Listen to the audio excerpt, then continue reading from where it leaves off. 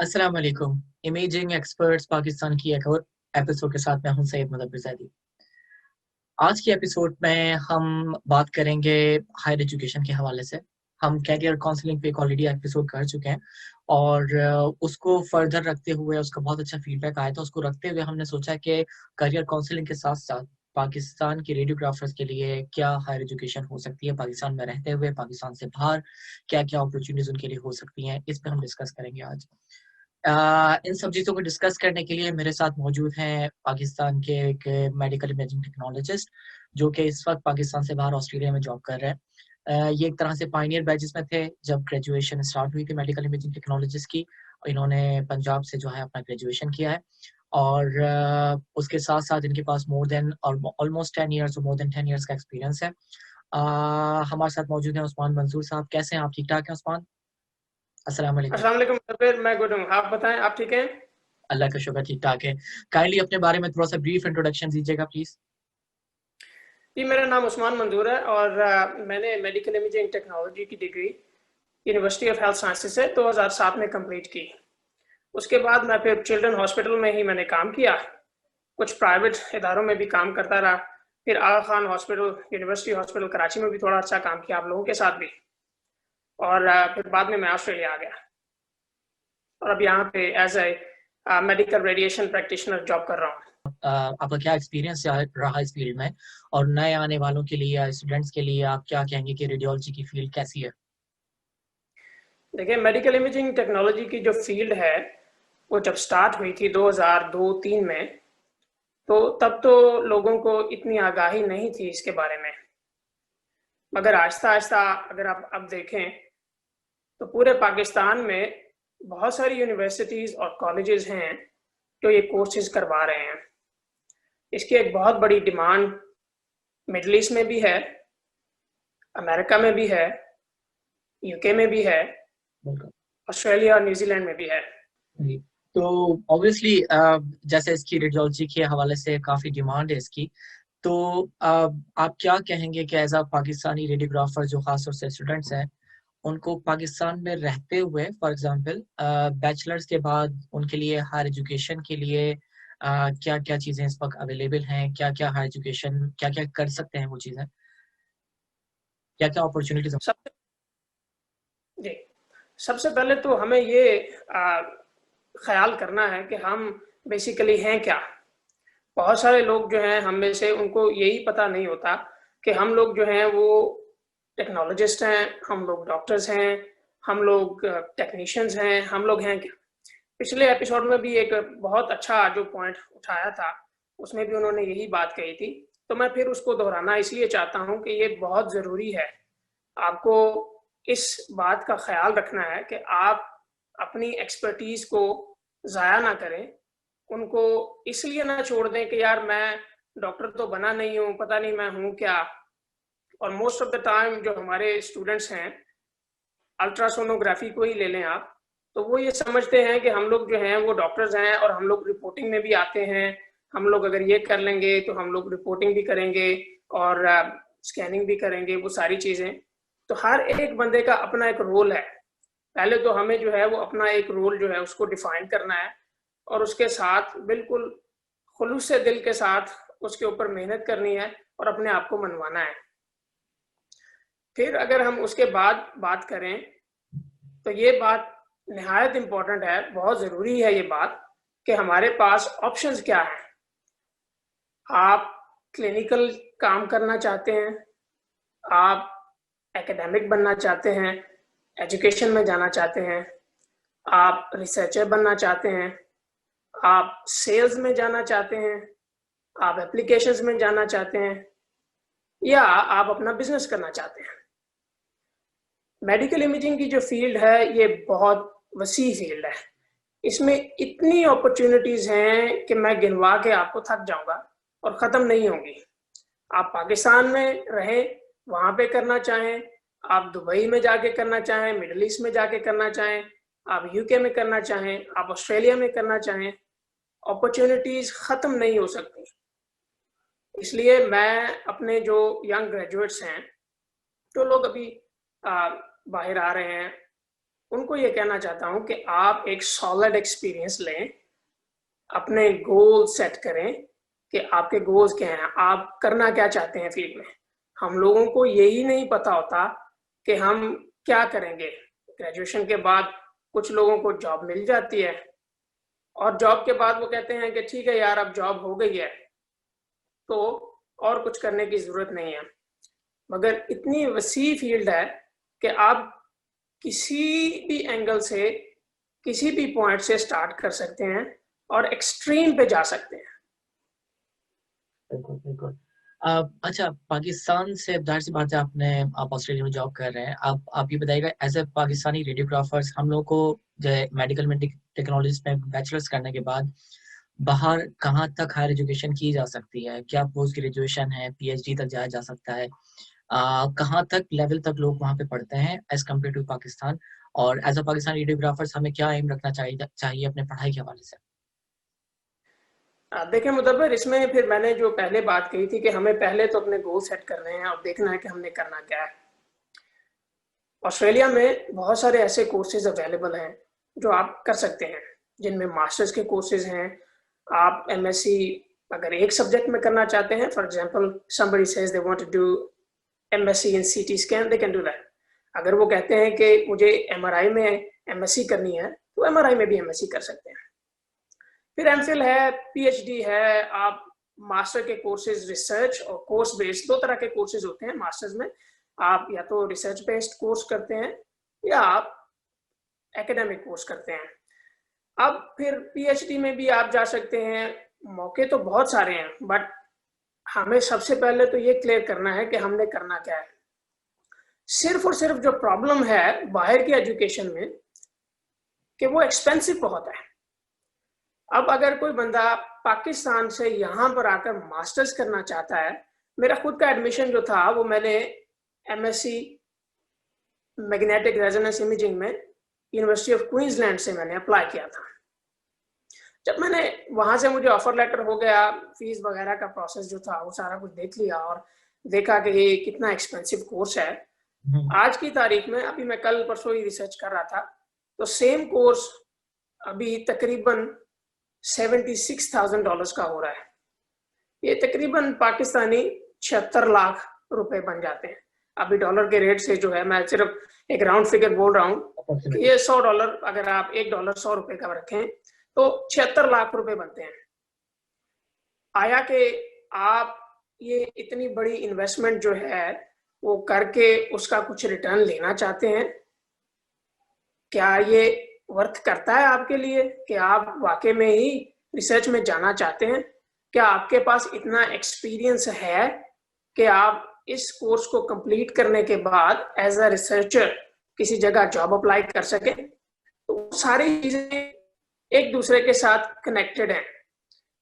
इन courses को करने का मकसद तब मेरी समझ में आता है जब आप फील्ड में हो, ऑलरेडी आपके पास तकरीबन 5 से 10 साल का एक्सपीरियंस है और आप अपने आप को फील्ड में मनवा चुके हैं और अपने आप को एक एक्सपर्ट कहते हैं, तो तब आपका नेक्स्ट स्टेप जो है मेरी नज़र में वो ये होना चाहिए कि हाँ, अब मुझे रिसर्च की तरफ जाना चाहिए, क्योंकि आपके पास एक बड़ा वसी एक्सपीरियंस होता है और आप उस एक्सपीरियंस को बरोएकार लाते हुए अच्छे से यूटिलाइज करते हैं और रिसर्च में अपना नाम पैदा करते हैं।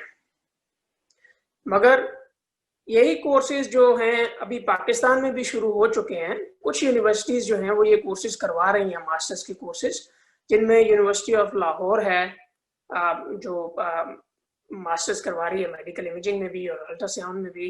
इसी तरह और भी थोड़ी यूनिवर्सिटीज़ हैं जिन्होंने ये स्टार्ट करना है प्रोग्राम, कुछ कर रहे हैं। उन कोर्सेज की वैल्यू मेरी नज़र में तब है जब आप एक अच्छे मंझे हुए मेडिकल इमेजिंग टेक्नोलॉजिस्ट बन जाते हैं और आप फील्ड में हैं, क्योंकि आपको सबसे पहले तो ये डिसाइड करना है कि मुझे क्लिनिकल में ही रहना है या कि मुझे रिसर्च में चले जाना है और मुझे टीचिंग में चले जाना है, या आप अपना बिजनेस करना चाहते हैं या आप एडमिनिस्ट्रेशन में जाना चाहते हैं। तो ये सारी चीज़ें जो हैं इस बात के ऊपर बेस करती हैं कि आप क्या करना चाहते हैं। ओके, ये पोस्ट ग्रेजुएशन कोर्सेज ऑब्वियसली बहुत सारे लोग ये भी चाहते हैं कि प्रोफेशनल ग्रोथ के लिए, पर्सनल स्किल के लिए इस फील्ड में अपने आप को मोर, जाहिर सी बात है एक्सपीरियंस के साथ आप एक्सपर्ट तो हो जाते हैं, लेकिन आपको बहुत सारी चीजें पोस्ट ग्रेजुएशन में भी आपके पास बहुत सारे दरवाजे खुल जाते हैं। रिसर्च के अलावा भी पोस्ट ग्रेजुएशन की बहुत सारी चीजें मतलब आप पोस्ट ग्रेजुएशन के बाद जो है आप टीचिंग में भी जा सकते हैं। अपनी जॉब के लिए आप मोर सेटिस्फाई हो जाते हैं कि जो मैं कर रहा हूँ मैं ज्यादा कॉम्पिटेंट तरीके से कर रहा हूँ, अंजाम दे रहा हूँ। इस हवाले से मैं बोलूंगा, पूछना चाहूंगा कि हमारे अक्सर पाकिस्तान में, या अगर किसी का पाकिस्तान या पाकिस्तान से बाहर, में जनरल बात कर लेता हूँ कि अगर किसी का जहन में ये हो कि भाई ग्रेजुएशन कर लिया, जॉब हो गई, मजीद पढ़ने के लिए क्या जरूरत है, और जॉब कर रहा हूँ मैं और ये जॉब जो है वो चलती रहेगी, सब सब चीजें हैं, तो आप क्या समझते हैं एजुकेशन जरूरी क्यों है? पोस्ट ग्रेजुएशन होना चाहिए, लोग आगे तरफ पढ़ना चाहिए, पोस्ट ग्रेजुएशन करना चाहिए, पीएचडी करना चाहिए, इसकी इम्पोर्टेंस क्या है? अगर मैं ये सोच रहा हूँ, मतलब वो माइंडसेट जो ये लोग सोचते हैं कि जी ग्रेजुएशन हो गई, मेरी जॉब हो गई, मुझे आगे पढ़ने की जरूरत नहीं है, उनके लिए आप क्या कहना चाहेंगे कि भाई पढ़ना, पोस्ट ग्रेजुएशन करना क्यों जरूरी है? देखिए मुदब्बिर, जब आप ग्रेजुएशन कर लेते हैं तो आप क्लिनिकली जो है वो इतने साउंड नहीं होते। आप पहली जॉब करते हैं या आप दूसरी जॉब करते हैं या आपका 2-4 साल का एक्सपीरियंस होता है, तो तब आपको पता चलता है बेसिकली कि बाहर हो क्या रहा है।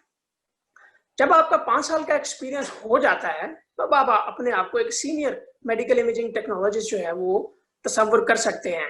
5 साल का एक्सपीरियंस जिस बंदे के पास होता है, मैं उसको सीनियर कंसीडर करता हूँ कि वो उसने अपना 5 साल का जो टाइम अपनी जिंदगी का इस फील्ड में लगाया है, he is the most senior person. Now career growth के हवाले से, अगर तो आप 5 सालों के बाद भी क्लिनिकल में ही रहना चाहते हैं, then you can do some extra courses. आप एमआरआई के कोर्सेज कर सकते हैं, आप सीटी स्कैन के कोर्सेज कर सकते हैं, आप एंजियोग्राफी के कोर्सेज कर सकते हैं, आप एकोकार्डियोग्राफी के कोर्सेज कर सकते हैं। बेशुमार ऐसे कोर्सेज हैं जो आप कर सकते हैं, मगर उन कोर्सेज को करने के बाद उनको यूटिलाइज कैसे करना है, दैट्स द मेन क्वेश्चन।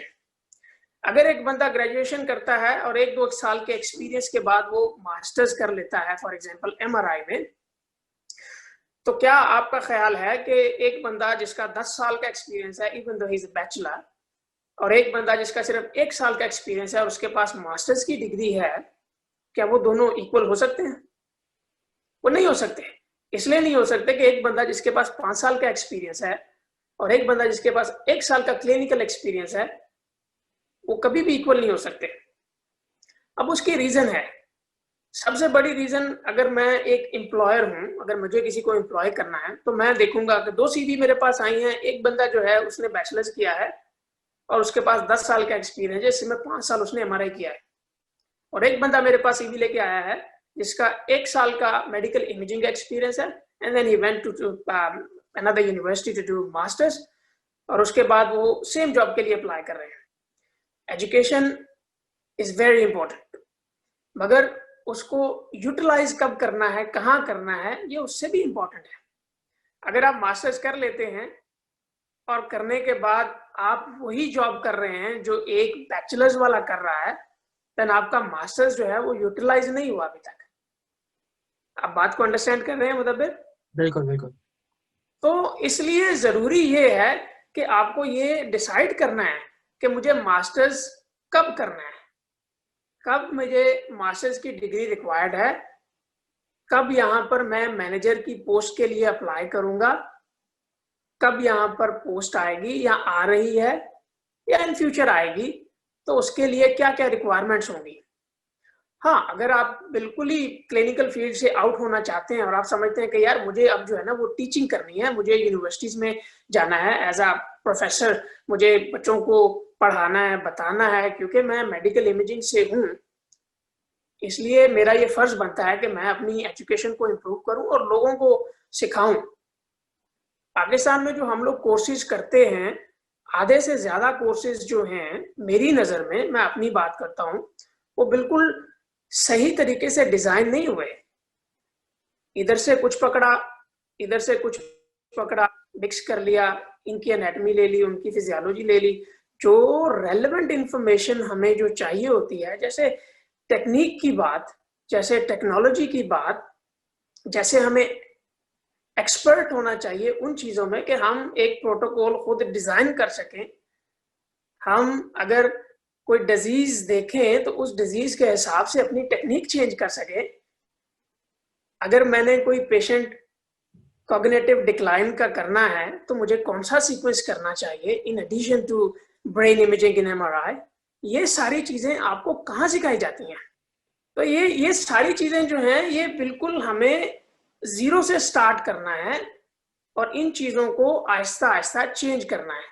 और फिर ये जो कोर्सेज, हम अगर मास्टर्स के कोर्सेज की बात करते हैं तो सेम एज इन कोर्सेज को भी क्लिनिकली बनाया नहीं गया, इनको भी स्पेशली इस चीज के लिए डिजाइन नहीं किया गया कि अगर एक बंदा सीटी रेडियोग्राफर है या मेडिकल इमेजिंग टेक्नोलॉजिस्ट है, अगर वो ये कोर्स करता है and then he will be the expert in CT scan. No, ये कोर्सेज भी इसी तरह, यहाँ पर भी कोर्सेज ऐसे लिए जाते हैं कि आपको ये सब्जेक्ट पढ़ाए जाएंगे जिनका आपकी क्लिनिकल फील्ड से कोई ताल्लुक नहीं है, या ताल्लुक है बट उस हद तक नहीं है कि आप उनको यूटिलाइज कर सकें। तो मेरी नजर में सबसे पहले तो आपको खुद से ये क्वेश्चन करना है कि मैं अपने आप को अगले 5 से 10 सालों में कहाँ देखता हूँ। क्या आप अपने आप को एज ए टीचर किसी यूनिवर्सिटी में एज ए लेक्चरर या प्रोफेसर देखते हैं? क्या आप अपने आप को अगले 10 सालों में किसी सोसाइटी का प्रेसिडेंट देखते हैं जो कि सबको ओवरलुक कर रही है? या आप अपने आप को अपने डिपार्टमेंट का मैनेजर देखते हैं, या रीजनल मैनेजर या स्टेट मैनेजर, जहां पर भी आप खड़ा होना चाहे, जितना आपका विजन है, जिस हिसाब से आप अपने आप को कैटेगराइज करते हैं कि मेरी कैटेगरी इस हिसाब से यहाँ पर होनी चाहिए, मैं इस कैटेगरी में आना चाहिए, मुझे आना चाहिए उस कैटेगरी में। तो आपको ये 5 साल पहले प्लान करना है, ना कि मुझे सुबह प्लान करना है कि यार मैं पीएचडी करने जा रहा हूँ या मैं मास्टर्स करने जा रहा हूँ। नहीं, आपको ये 5 साल पहले प्लान करना है। तो ठीक। अच्छा, मैं आपसे एक सवाल पूछना चाहता हूँ कि फॉर एग्जांपल अगर कोई पर्सनल ग्रोथ के लिए अगर किसी का एम ना हो कि वो फॉर एग्जांपल टीचिंग में जाए, वैसे टीचिंग में जाना बहुत अच्छी बात है और मैं उसको बहुत रिस्पेक्ट होती है टीचर्स की, और फॉर एग्जांपल किसी के पास अपॉर्चुनिटी नहीं है कि वो मैनेजर वगैरह बने, लेकिन अगर वो मास्टर्स पीएचडी उसकी उसकी ख्वाहिश है करने की और वो चाहता है कि वो आगे बढ़े, पढ़ाई में इल्म की तरफ आगे बढ़े ऑब्वियसली, तो उस सूरत में जो है वो आपका क्या नज़रिया है कि उस सूरत में इंसान कैसे अपने डिग्री को यूटिलाइज भी करे, प्लस ये कि वो उसको करना चाहिए? मतलब हम तो हर लिहाज से प्रमोट करेंगे एजुकेशन को ना। जी, मतलब हमें ऐसे लोग चाहिए, ठीक है, वो जो लोग एजुकेशन में जाना चाहते हैं, हमें ऐसे लोग चाहिए और जरूरी है कि वो एजुकेशन में आए। और इंतहा की अपॉर्चुनिटीज हैं यहाँ पे। ये मुल्क जो है ये उन लोगों को खुले हाथों से लेते हैं। बेशुमार स्कॉलरशिप्स अवेलेबल है मुदब्बिर, हम लोगों को पता ही नहीं है कि कितने स्कॉलरशिप्स अवेलेबल हैं, कितनी यूनिवर्सिटीज जो हैं वो फ्री में ऑफर कर रही हैं कि भाई यहाँ पर आ जाओ, यहाँ पर पीएचडी कर लो और हम यहाँ पर आपको रेजिडेंस भी देंगे, आप यहाँ पे रहो, हमारे पास एजुकेशन कर लो, उसके बाद यहीं के हो जाओ, हम आपको ग्रीन कार्ड भी देंगे, आपको जॉब्स भी देंगे, आप उन्हीं यूनिवर्सिटीज में बाद में टीचर्स भी लग सकते हैं। मेरे अपने एक दोस्त हैं, वो मेडिकल इमेजिंग से तो नहीं है, बट ये है कि वो तकरीबन 2 साल से किसी एक मुल्क में हैं, तो वो पीएचडी करने गए थे पाकिस्तान से। तो वहां पर पीएचडी करने के बाद वहीं पे यूनिवर्सिटी के अंदर ही उनको जॉब ऑफर भी हो गई और वो वहीं पे होके टीचिंग में पढ़ भी रहे हैं, खुद भी पढ़ रहे थे, पीएचडी कर रहे थे और अब वो वहां पे पढ़ा भी रहे हैं। तो इस तरह की जो अपॉर्चुनिटीज हैं, बेशुमार अपॉर्चुनिटीज हैं। और उसके बाद फिर जॉब सिक्योरिटी भी है, जॉब गारंटी भी है, मगर बात फिर वहीं पे आती है कि आप क्या करना चाहते हैं। अगर तो वाकई आप ये करना चाहते हैं तो ये इससे अच्छी कोई बात ही नहीं है, क्योंकि तालीम हासिल करना तो हमारे नबी सल्लल्लाहु अलैहि वसल्लम ने भी हमें कहा है कि आप भाई करो, जहां तक जा सकते हो जाओ। और ये बहुत जरूरी है कि आप अपनी एजुकेशन को, क्योंकि हर दिन जो है वो चेंज हो रहा है, टेक्नोलॉजी चेंज हो रही है, नए हमारे चैलेंजेस ट्रीटमेंट हैं। चेंज हो रहे हैं। हाँ, तो हमें उनके साथ भी चलना है, एक स्टेप बल्कि आगे ही चलना है कि अगला सोच के रखें कि यार ये हो गया है, अब हमको इस तरीके से लेके चलना है कि हम अपनी एजुकेशन, अपने एक्सपीरियंस और अपनी जो प्रोफेशनल ग्रोथ है उसके ऊपर एक नजर रखें। ऐसे मैंने इसीलिए कहा ना कि 5 साल का जो एक अरसा है उसके ऊपर नजर रखें आप। बहुत अच्छी बात है। मतलब फ्यूचर की प्लानिंग करके आपको चलना चाहिए। आपने गोल हाँ, सेट करनी चाहिए, बहुत इंपॉर्टेंट बात है और ये बहुत ज़रूरी है ख़ास तौर से जो जूनियर रेडियोग्राफर हैं, जो ऐसा स्टार्ट करते हैं ग्रेजुएशन के बाद, उनको स्टेप बाय स्टेप अपने गोल सेट करने चाहिए और अपनी प्रोफेशनल ग्रोथ और एक्सपीरियंस को भी जो है वो साथ और मद्देनज़र रखना चाहिए। बिल्कुल, आपकी यहाँ बात पर मैं एक बात और ऐड करना चाहूँगा मुदब्बिर, कि अगर आप सोनोग्राफर बनना चाहते हैं या आप एमआरआई में जाना चाहते हैं या आप मास्टर्स भी करना चाहते हैं लेटर ऑन, तो आप अपना फोकस जो है, अपना जॉब एक्सपीरियंस जो है, वो उसी के ऊपर रखें कि यार ये मेरा गोल है, मैं अगले 3, 4, 5 सालों में यहाँ से मास्टर्स करने वाला हूँ या ये पीएचडी इस यूनिवर्सिटी से मैं करने वाला हूँ, उसकी रिक्वायरमेंट्स ये हैं। तो उनकी रिक्वायरमेंट्स आपको पहले पूरी करनी है साथ-साथ। अगर आप पूरी नहीं कर रहे, तो आप उसके लिए कोशिश करें, ताकि जब आप अप्लाई करें, तो आपकी रिक्वायरमेंट सारी की सारी जो हैं, वो मीट हों और आपको एडमिशन में कोई प्रॉब्लम ना हो। बिल्कुल, बिल्कुल। अच्छा, आपने पाकिस्तान में भी काम किया है, पाकिस्तान से बाहर भी आपने काम किया है। आपने वर्क एनवायरनमेंट में, कोलीग्स में और ओवरऑल आपने क्या डिफरेंस पाया है कि पाकिस्तान से बाहर काम करने में जो है और पाकिस्तान में काम करने में डिफरेंस क्या है? मतलब फिर असल प्रॉब्लम जो पाकिस्तान में, अगर पाकिस्तान को आप दूसरे मुल्कों से कंपेयर करें, तो आपको पता ये चलेगा कि वहां पर एक तबका ऐसा है जो कि मेडिकल को अपनी जागीर समझता है। वो ये समझता है कि बस हम ही मेडिकल के गॉड फादर हैं, और सारे के सारे जितने भी लोग हैं, चाहे वो मेडिकल इमेजिंग टेक्नोलॉजिस्ट हो या नर्सेज हो या कोई भी पैरामेडिक का स्टाफ हो या एलाइड हेल्थ का कोई बंदा हो, वो हमसे इंफीरियर हैं, हम ही सुपीरियर हैं। अब इन कंट्रीज में जब आप आते हो, तो आपको ये बात जो है ना, वो सामने नजर आती है आपको कि यार ये ऐसे नहीं है। हम एक मल्टी डिसिप्लिनरी टीम के तहत सबके साथ हाथों में हाथ डाल के पेशेंट सेंटर्ड अप्रोच जो है, उसके ऊपर काम कर रहे होते हैं, पेशेंट सेंटर्ड केयर प्रोवाइड कर रहे होते हैं, जिसमें सारे के सारे स्टेक होल्डर्स जो होते हैं, वो इक्वली इंपॉर्टेंट हैं। ये बात पाकिस्तान के उस तबके को जो है ना, बिल्कुल इस बात का ख्याल नहीं है। वो समझते हैं कि अगर हम नहीं है तो कोई भी बंदा नहीं है, और ये एक लेवल पे नहीं है, ये ऊपर से नीचे तक है। और उसकी सबसे बड़ी वजह जो है, मैं पर्सनली कुछ लोगों को जानता हूं, जिन लोगों ने मेडिकल इमेजिंग टेक्नोलॉजी की फील्ड को आगे नहीं बढ़ने दिया। अब मैं पंजाब को ही इसका फोकस बना रहा हूं, इसलिए क्योंकि मैं पंजाब से हूं, मुझे पता है। तो वहां पर कुछ लोगों को इतनी चिढ़ थी मेडिकल इमेजिंग टेक्नोलॉजी से कि यार ये इन लोगों को आगे नहीं आने देना, और उनकी चिढ़ की वजह से आज तक वहां पर सर्विस स्ट्रक्चर जो है जनरलाइज मेडिकल इमेजिंग। जनरलाइज बात कर लेते हैं, हम किसी सूबे को, प्रोविंस को, किसी जगह को नहीं नहीं कहते, नहीं, लेकिन मैं जनरलाइज इसलिए, स्टूडेंट को हाँ, प्रॉब्लम इसलिए नहीं है। बात करना चाहता हूँ कि आपको समझ आएगी कि होता क्या है। अब जनरली भी अगर देखें, तो आप पाकिस्तान में कोई काउंसिल वगैरह तो है नहीं ना, हमारे पास कोई हमारी रेगुलेटरी बॉडी है ना, हमारे पास कोई रजिस्ट्रेशन का उसूल है। हमारे आपस में भी ताल्लुकात जो हैं, वो इतने मजबूत नहीं है कि हम एक दूसरे को जो है अच्छे से सपोर्ट कर सके, या कर किया हो हमने पास में, जहां हम कहें कि हाँ भाई, हम लोग एक दूसरे के लिए स्टैंड किए हैं। और ये फील्ड भी न्यू थी। अब आप फिजियोथेरेपी को देख लें, फार्मेसी काउंसिल को देख लें, नर्सिंग काउंसिल को देख लें, सबकी काउंसिल्स हैं। सिर्फ और सिर्फ मेडिकल इमेजिंग टेक्नोलॉजी और एलाइड हेल्थ की काउंसिल नहीं है। अब मैंने कुछ जगह पर अपना जो ये नजरिया भी पेश किया था कि हमें इंडिपेंडेंट काउंसिल नहीं चाहिए।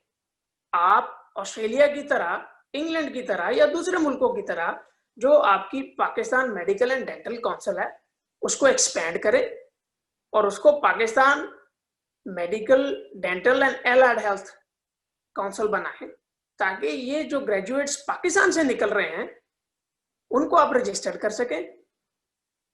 और जो लोग एक डिग्री लेकर, 4 साल की डिग्री लेकर या 2 साल की, जो भी अवेलेबल है, मतलब मास्टर्स की डिग्री की बात कर रहा हूं, वो डिग्रियां लेकर आते हैं, तो एक रजिस्टर्ड मेडिकल इमेजिंग टेक्नोलॉजिस्ट के तौर पर काम करें। उनका एक डेटाबेस हो, हमें पता हो कि इतनी डिग्रियां प्रोड्यूस हो रही हैं, इतने स्टूडेंट्स हम प्रोड्यूस कर रहे हैं, हमारे पाकिस्तान में ही इतनी सारी जॉब्स हैं कि इन लोगों को बाहर जाने की जरूरत ना पड़े। एक सर्विस स्ट्रक्चर हो, अच्छी पे मिले, किसका दिल करता है कि वो बाहर जाए और वहां पर रहे और स्ट्रगल करे, और फिर क्योंकि आप ओवरनाइट बाहर की कंट्रीज में ओवरनाइट जाके सेट नहीं हो सकते, आपको थोड़ा मेहनत करनी पड़ती है, आपको एक प्रोसेस से गुजरना पड़ता है, आपको अपनी असेसमेंट्स करवानी पड़ती हैं, और वो असेसमेंट्स के लिए क्योंकि हमारे मुल्क में ये स्ट्रक्चर अवेलेबल नहीं है कि आप किसी काउंसिल से पूछ सकें, किसी सोसाइटी से पूछ सकें, तो ये सारी चीजें जो हैं एक ही चीज से जुड़ी हुई हैं कि हमारी एजुकेशन और हमारी जॉब्स, इनको अच्छे तरीके से रेगुलराइज करना चाहिए, इसको प्रमोट करना चाहिए और इसको प्रोटेक्ट करना चाहिए इन चीजों को, कि हमारे जो ये मेरी नजर में ये एक किस्म का ब्रेन ड्रेन है। इसलिए ब्रेन ड्रेन है कि ये जो लोग बाहर आते हैं ये क्रीम है पाकिस्तान की, ये टॉप क्रीम लोग हैं जो बाहर निकलते हैं। यहाँ पे इन मुल्कों की जितनी रिक्वायरमेंट्स हम लोग पूरा करके यहाँ तक पहुंचते हैं, दे आर वेरी हार्ड। आपको आइल्स की प्रेपरेशन करनी पड़ती है और आइल्स में भी आपको फिर 7 बैंड ईच लाना पड़ता है, फिर उसके बाद आप अपनी डिग्री की आपको जस्टिफिकेशन देनी पड़ती है, आप एग्जाम से गुजरते हो, आप इंटरव्यू से गुजरते हो, आप उनकी सारी रिक्वायरमेंट्स पूरी करते हो, तब जाके आपको लाइसेंस मिलता है इन कंट्रीज में प्रैक्टिस करने का। आप जूनियर्स को क्या पैगाम देना चाहते हैं, जो रेडियोग्राफर्स हैं, स्टूडेंट्स हैं, मेडिकल इमेजिंग टेक्नोलॉजिस्ट हैं, जूनियर्स हैं, कोलीग्स हैं, उन सबको एक कंपाइल, एक मुख्तसर सा क्या पैगाम देना चाहते हैं इस प्लेटफॉर्म के थ्रू? उनके लिए पैगाम ये है मतलब कि जो उन्होंने फील्ड चूज की है, ये दुनिया की बेस्ट फील्ड है, ये हर उस फील्ड से अच्छी है जिसका उन्होंने ख्वाब देखा था और वो ख्वाब पूरा नहीं हुआ। आप एक मल्टी डिसिप्लिनरी टीम के अहम मेंबर हैं। अगर आप सीटी स्कैन नहीं करेंगे, एमआरआई नहीं करेंगे, एक्सरे नहीं करेंगे, तो मर्ज की तशखीस नहीं होगी, उसका डायग्नोसिस नहीं बनेगा, उसका ट्रीटमेंट स्टार्ट नहीं होगा। You are one of the important persons. वो पूरी की पूरी टीम में आप सबसे अहम हैं और आप सिर्फ और सिर्फ अपने लिए ही काम नहीं कर रहे, आप खिदमत खल्क भी कर रहे हैं। इन चीजों का ख्याल आप अपने दिमाग से निकाल दें कि यार मेरा मेडिकल में एडमिशन नहीं हुआ तो मैं इस फील्ड में आया, तो बिल्कुल आपके लिए बेशुमार अपॉर्चुनिटीज हैं। आप ग्रेजुएशन करें, आप एक्सपीरियंस करें, आप सीटी स्कैन में काम करें, आप जनरल रेडियोग्राफी में काम करें, आप न्यूक्लियर मेडिसिन में काम करें, आप एंजियोग्राफी में जाएं, आप एकोकार्डियोग्राफी में जाएं, आप एमआरआई में जाएं, आप अल्ट्रासोनोग्राफी में जाएं। मैं गिना के थक जाऊंगा आपको कि कितनी फील्ड्स हैं, और अल्लाह के हुक्म से ये जो डिग्रीज हम पाकिस्तान से करके आते हैं, मैं जिंदा जीती जाती मिसाल आपके सामने मौजूद हूँ। इसकी यहाँ पर गवर्नमेंट से रिकग्निशन करवाई, क्वींसलैंड गवर्नमेंट एजुकेशन डिपार्टमेंट से। हमारी जो डिग्री मैं करके आया था, मैं उसकी बात भी कर रहा हूं और बाकी भी जनरली भी बात कर रहा हूं कि पाकिस्तान का एजुकेशन सिस्टम अल्लाह के हुक्म से एक स्ट्रॉन्ग एजुकेशन सिस्टम है, मगर आपको थोड़ा टाइम लगता है, आपको स्ट्रेट अवे हर कोई बंदा एक्सेप्ट नहीं करता। आप इंग्लैंड से रिपोर्टिंग के कोर्सेज भी कर सकते हैं, आप एमआरआई की करें, एक्सरे की करें, सीटी की करें, जो भी है आप रीजनल, इसी तरह अल्ट्रासाउंड भी है, आप वैस्कुलर सोनोग्राफर बन सकते हैं, आप जनाब कोई भी कर सकते हैं। तो ऑप्शंस की तो लाइनें हैं, खत्म नहीं होंगी कभी भी। और आप कभी भी अल्लाह के हुक्म से ये डिग्री करने के बाद आपको कभी इस बात का ये एहसास नहीं होगा कि ये मेरा गलत स्टेप था। हमेशा जो दिन नया दिन आता है, वो नए चैलेंजेस आपके सामने आते हैं, आप सीखते हैं। सिर्फ और सिर्फ अपना एटीट्यूड जो है वो सीखने वाला रखें, ना कि अगले को गिराने वाला रखें। बिल्कुल, हमें मैं यही कहता हूँ कि हमें एक दूसरे को सपोर्ट करना चाहिए। जब भी हम अपना प्रोफेशन में किसी काम करें, हमारी सोच ये होना चाहिए कि एक दूसरे को प्रमोट करें, एक दूसरे को सपोर्ट करें, ना कि एक दूसरे की टांगे खींची जाए, जो कि हम उर्दू जबान में लफ्ज यूज करते हैं। बिल्कुल बहुत जरूरी है। आप एट द एंड लास्ट में जो प्रोग्राम का फॉर्मेट है उस हवाले से कि एक नसीहत जो कि आप सबको करना चाहते हैं, चाहे कोई भी हो, कोलीग्स हो, जूनियर्स हो, सीनियर हो, स्टूडेंट्स हो, जो आपकी नज़र में आप समझते हैं कि ये मैसेज या कोई नसीहत आप देना चाहते हैं उनको, और एक गिला जो कि as a medical imaging technologist आपका इस फील्ड से, जूनियर से, सीनियर से, हमसे, किसी से भी हो, या किसी भी बात पे कोई गिला हो, तो आप काइंडली ज़रूर बताइए हमें। नसीहत तो ये है मेरे भाई कि अपनी फ़ील्ड के साथ सिंसियर रहें, अपने माँ-बाप की इज़्ज़त करें और अपने सीनियर्स की इज़्ज़त करें। आपके सीनियर्स जो आप लोगों से आगे हैं, जो फ़ील्ड में हैं, जो एक एक अच्छा 10, 15, 20 साल का एक्सपीरियंस लेके बैठे हुए हैं, उनकी इज़्ज़त करें, उनसे पूछें, उनसे गाइडेंस लें। ये आज का जो प्लेटफ़ॉर्म हम लोगों ने बनाया है, इस प्लेटफ़ॉर्म के थ्रू हम लोग अपना मैसेज जो है वो सब जूनियर्स तक पहुँचाएँगे कि हम लोग यहाँ पर आप लोगों की मदद के लिए बैठे हुए हैं। ये प्लेटफ़ॉर्म बनाया ही इसीलिए गया है कि आप अपने क्वेश्चंस जो भी आपको प्रॉब्लम्स हैं, अगर वो प्रोफ़ेशनल मतलब रिलेटेड हैं या आपके करियर के हवाले से हैं, एजुकेशन के हवाले से हैं, या आप समझते हैं कि जहाँ मैं काम कर रहा हूँ, वहाँ पर रेडिएशन सेफ्टी का जो काम है, वो अच्छे से फ़ॉलो नहीं किया गया, तो मुझे क्या करना चाहिए? क्योंकि हमारी बहुत बड़ी रिस्पॉन्सिबिलिटी है इस चीज़ के ऊपर, क्योंकि हम एक्सपर्ट हैं इस फ़ील्ड के।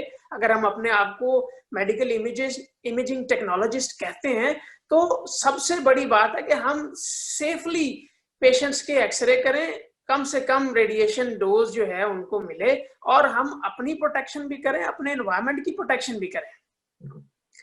गिला सिर्फ ये है मुदब्बिर कि हम बाकी मुल्कों से तकरीबन 50 साल पीछे हैं। लोग तो 10-20 साल कहते हैं, मैं कहता हूँ कि हम लोग 50 साल पीछे हैं। इसलिए 50 साल पीछे हैं कि हमारी डिग्री जो हम लोगों ने की, वो वहाँ से करने के बावजूद हम दूसरे मुल्कों में आके यहाँ पर जॉब्स कर रहे हैं और वो हाई-टेक मोडालिटीज़, वो टेक्निक्स, वो डायग्नोसिस में हेल्प, वो सारी चीज़ें जो हैं, वो हम दूसरे मुल्कों में आके कर रहे हैं। किस लिए कर रहे हैं? क्योंकि हमारे अपने मुल्क में हमारे लिए कोई भी अपॉर्च्युनिटीज़ ऐसी नहीं है, जो हम ये कह सकें कि भी हमें अच्छे से सिक्योर कर रही हैं, सर्विस स्ट्रक्चर मौजूद हो, काउंसिल मौजूद हो और हमारा जो फ्यूचर की एजुकेशन है, जो हम टेक्निकल, क्योंकि मैं हमेशा प्रमोट करता हूँ टेक्निकल एजुकेशन को। मैं I am a big believer of technical education कि आप लोगों को ऐसा ट्रेन करना चाहिए, आपको एजुकेशन सिस्टम अपना ऐसा बनाना चाहिए, ना कि आप थ्योरेटिकल बेस्ड कोर्सेज बच्चों को करवाएं और कहें कि भी हम आप लोगों को ये कोर्सेज करवा दिए हैं जिनका कोई इस्तेमाल नहीं है। रादर देन आप उनको प्रैक्टिकली इतना साउंड कर दें कि वो हर चीज पे फनकार हो जाएं और हर एक मोडेलिटी जो है उनको इस तरह आए जैसे आपने उंगलियों पे हर चीज जो है अपनी सीख ली हो। ये चीजें पाकिस्तान में अभी होने वाली हैं। इंशाल्लाह इस प्लेटफॉर्म के थ्रू और फ्यूचर में जो अदर प्रोफेशंस हैं उनके साथ मिलके हम इसके ऊपर काम करेंगे। बिल्कुल, बहुत अच्छा लगा आपसे बात करके उस्मान, आपके टाइम का बहुत-बहुत शुक्रिया।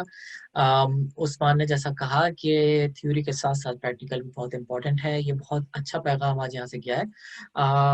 हम आईपी की एक और एपिसोड के साथ ज़रूर जल्दी हाज़िर होंगे। आप हमारे इस चैनल को सब्सक्राइब कीजिए, लाइक कीजिए और काइंडली आपके कमेंट्स बहुत इम्पोर्टेंट है, आपके फीडबैक बहुत इम्पोर्टेंट है। अपना ख़्याल रखिए, इंशाल्लाह आईपी की एक और एपिसोड के साथ दोबारा हाज़िर होते हैं। अल्लाह हाफ़िज़।